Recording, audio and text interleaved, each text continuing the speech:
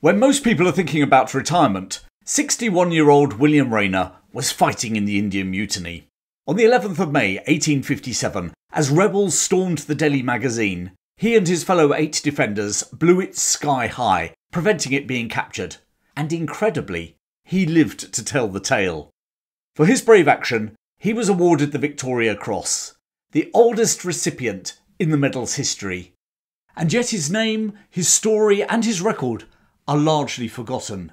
There are no photographs of this hero, and he's buried in a far-off cemetery in India, where his memorial is crumbling as the years go by. So maybe it's time to discover a little bit more about this forgotten hero. This is the story of William Raynor, the oldest Victoria Cross recipient ever. William Raynor was born at the village of Plumtree, just south of Nottingham, in 1795. When he was 17, he enlisted in the East India Company Army. Sailing from Torbay in March 1813 aboard the East India Company ship John Inglis, he arrived in India and was assigned to the 1st Bengal European Regiment.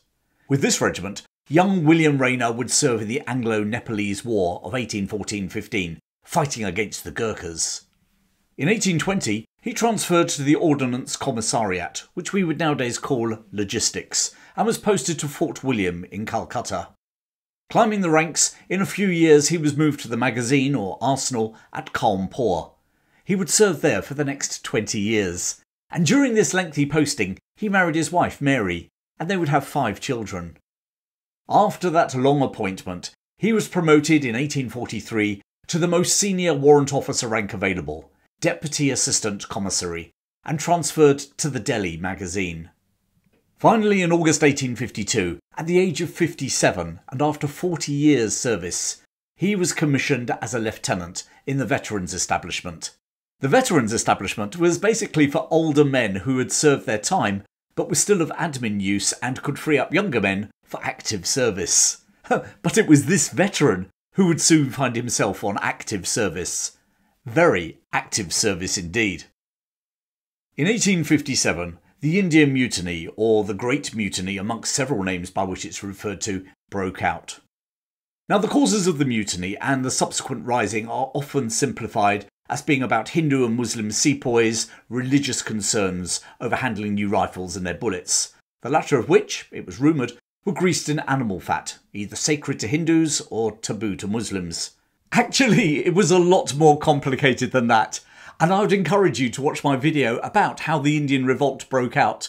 I'll post a link below, and also one at the end.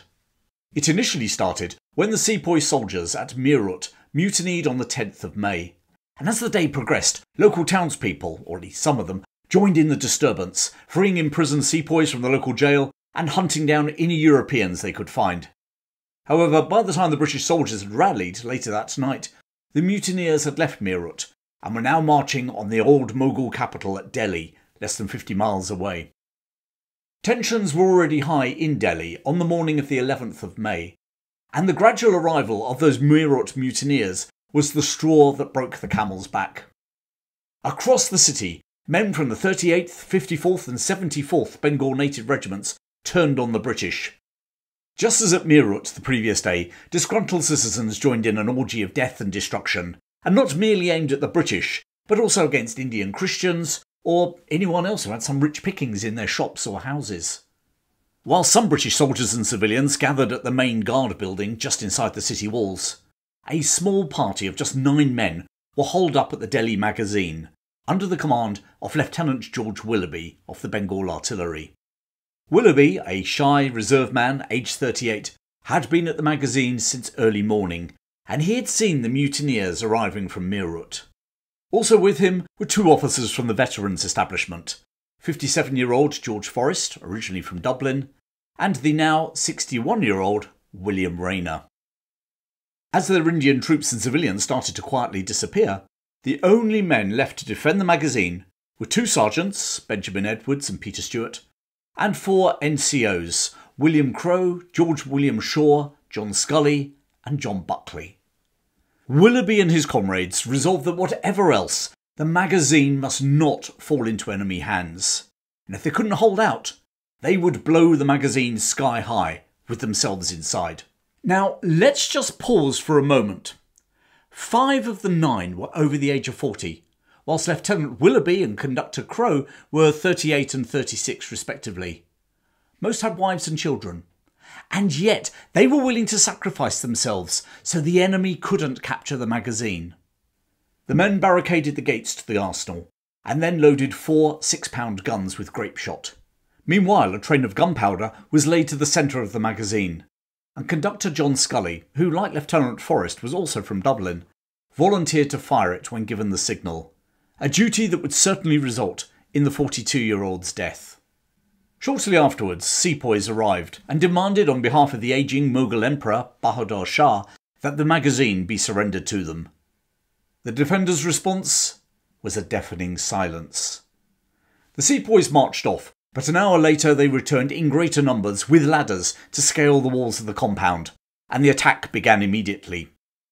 The 9 British soldiers between them started to fire the 4 guns. For nearly 5 hours they held off their attackers. It was an impressive performance, but as their ammunition started to run low, the defenders were caught in a catch-22 situation. They needed every man to fire the guns, but they also needed ammunition, or else they would be overrun. Yet, if they sent some of their numbers to the stores, their fire would slacken, and they would be overrun. By now, 3 of the men were also injured, including Lieutenant Willoughby, and mutinous sepoys were climbing over the walls in all directions. It was time to blow up the magazine, and themselves with it.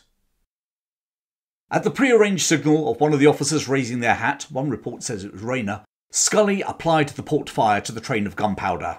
With a roar, the magazine was blown sky high. The British troops, still defending the main guard building near the Kashmir Gate, later reported that the building was shaken to its foundations.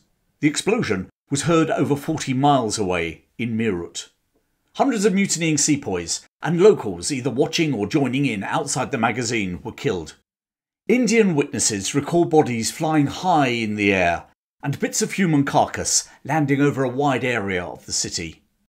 And now we come to an incredible part of the story. Despite the size of that explosion, 4 of the 9 British defenders survived. Buckley was blown over the walls into the nearby river and was captured by the sepoys as he weakly swam ashore. The other 3 emerged dazed and blackened into the devastation around the magazine. Raynor, George Forrest and the injured Willoughby somehow made their way to the British troops at the main guard. And as they approached, they were so black, they were almost unrecognisable. Later that day, the British abandoned the city to find safety, either to the west or in Meerut, where, after the mutineers had departed for Delhi, the British had re-established themselves. And this was where the 3 officers, Raynor, Forrest and Lieutenant Willoughby, headed to. But the next day, Willoughby was killed when they ran into a party of rebels. Fleeing for their lives, the other 2 eventually did make it to safety. For their defence of the magazine, the 3 eventual survivors, John Buckley, George Forrest and William Raynor, were all awarded Britain's highest medal for bravery, the Victoria Cross. William Raynor was 61 years and 10 months old. He remains the oldest ever person to receive the VC. Now, you might be wondering why Lieutenant Willoughby and the others weren't also awarded the Victoria Cross. Well, the fundamental reason is because it wasn't awarded posthumously until the early 1900s.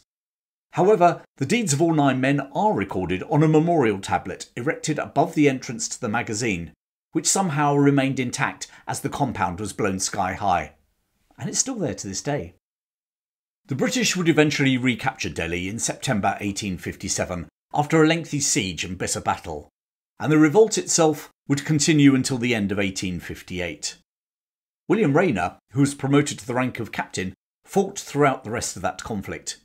He stayed on in India, dying in December 1860, aged 64. George Forrest VC would also rise to the rank of captain, and also died in India a year before Raynor in 1859. The final VC defender of the magazine, John Buckley, was also the youngest of the 3. Originally from Stalybridge in Cheshire, he was 2 weeks off celebrating his 44th birthday when he was caught up in the mayhem of Delhi on the 11th of May 1857.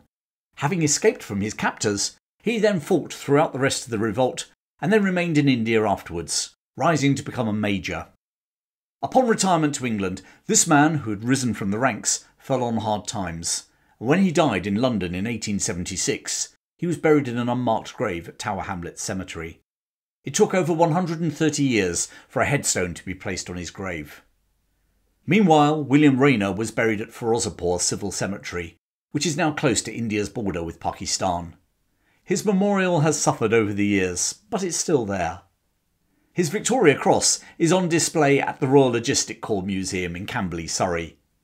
And in his native Nottinghamshire, his name is at the top of a memorial to the county's 20 VC recipients at Nottingham Castle. He's also remembered in the village of Plumtree, where he was born. A brass plaque can be found at St Mary's Churchyard, and in the 1990s, a pair of semi-detached bungalows were built and named Raynor's Cottages. So, even though there are no photographs of him, his name and his achievements do live on. William Raynor VC, at 61 years of age, the oldest ever recipient of the Victoria Cross. Well, I hope you enjoyed that story about a forgotten hero. And if you enjoy my work, then please consider supporting me by becoming a patron, joining my YouTube membership, or simply buying me a virtual coffee. There's details in the description below. Thanks for joining me today. Keep well, and I'll see you again very soon.